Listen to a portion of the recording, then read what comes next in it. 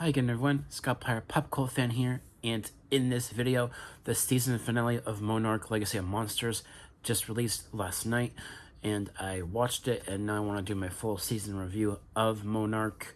Now, when I went into this show, I wasn't sure what to expect, because I've seen the Monsterverse movies. I've seen Godzilla 2014, I've seen Godzilla King of the Monsters, Kong Skull Island. I've seen all those movies, and as a fan of these American-produced Godzilla and King Kong movies, I had a certain level of expectation, sort of, going into this show, but I knew that it wasn't a show about Godzilla. It wasn't a show about King Kong. It was a show about this organization called Monarch, and how it started and where it is in present day. This show kind of jumbles around different time periods, which I thought was handled pretty well, actually. Sometimes that doesn't always work. Jumping around different time periods in a TV show, sometimes it doesn't always work for me, but here it actually worked. And you're following the character of Kiko in these different time periods, like in the 1950s, 1960s, and you follow her and Lee Shaw and Bill Randa, who, by the way, Bill Randa was originally played by John Goodman in Kong Skull Island, and they brought back his character for this show, and played by a different actor as the younger version of the character, and I thought that was pretty cool. And obviously the other big selling point that people are going to watch this show is Lee Shaw, played by Kurt Russell, and Wyatt Russell, Kurt's son, playing a younger version of Lee Shaw in these flashback 1950s, 1960s time periods. And you love Kurt Russell. He has a great presence whenever he's on screen, and he's probably the biggest star on this show. And after seeing like Falcon and the Winter Soldier, I thought Wyatt Russell was a really great in his role on that show, and it was really cool seeing Wyatt Russell again and working with his dad. But they're both playing the same character, one younger, one older, and it was really cool, and I liked how they handled that. And also, you follow the character of Kentaro, and also his sister Kate, and they go on. They didn't know each other existed. They didn't know how they're connected to this larger than life thing going on in the world, with the Monarch organization. And it's a really interesting story. They kind of treat it as like a soap opera, because it's a family drama. This show is a family drama, and that's the best way I can summarize certain aspects of this show without spoiling it.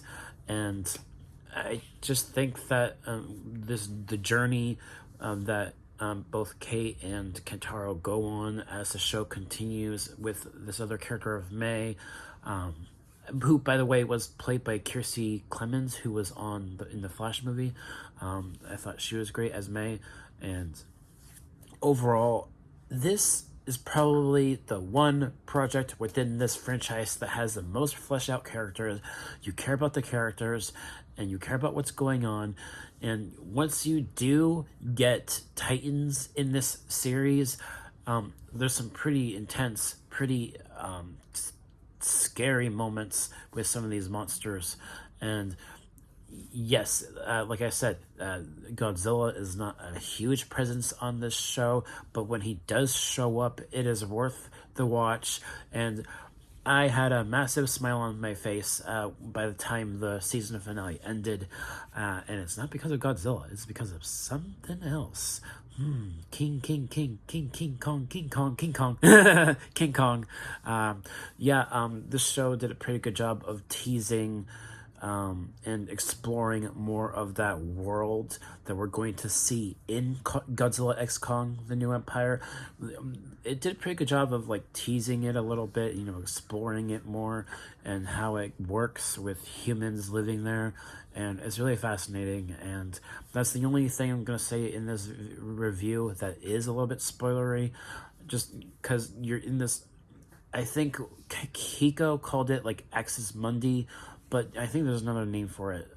You know, this center of the earth place, this other realm where all these titans, all these monsters kind of either live there or use it as a traveling system to travel throughout the world. It's really an interesting place that to learn more about, and I cannot wait to see more of how they handle that in Godzilla X Kong. And yeah, this was a really satisfying season of television, and I think the writing was actually pretty decent, and you know, I liked the score and the cinematography. You know, all of it was actually pretty well done.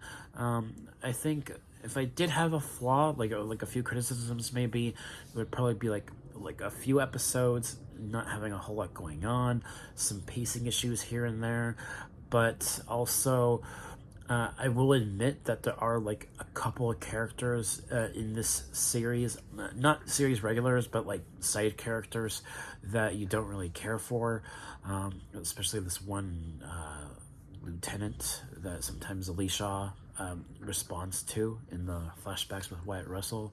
There's this one character who's like a lieutenant or something, and he's not a character that you really like that much. And how they handle Godzilla when he first appears in like the 1950s. And there's this one episode where they try to, well, I'm not gonna spoil it, but there's this one episode where Godzilla does appear, and that lieutenant, you know, he does something stupid. So yeah, that's all I'm gonna say. And but overall, this was a great show, and it really does appetize you until Godzilla X Kong comes out, which actually comes out in March. They moved up the release of Godzilla X Kong to, I think it was March 29th, so it's coming out a little bit earlier now, similar to Kingdom of the Planet of the Apes coming out earlier. So is Godzilla X Kong, and I'm super excited for the movie, and I'm really happy with how this show turned out. I wasn't sure how much I was going to like it, but I ended up quite enjoying it, and it was a great show. So if I had to give Monarch Legacy of Monsters a grade, I'd definitely give it, I'd say give it an A. Yeah, pretty high praise for me for this show. And I loved it. So that's my review of Monarch Legacy of Monsters. Thank you guys so much for watching, and I'll see you guys next time. Peace.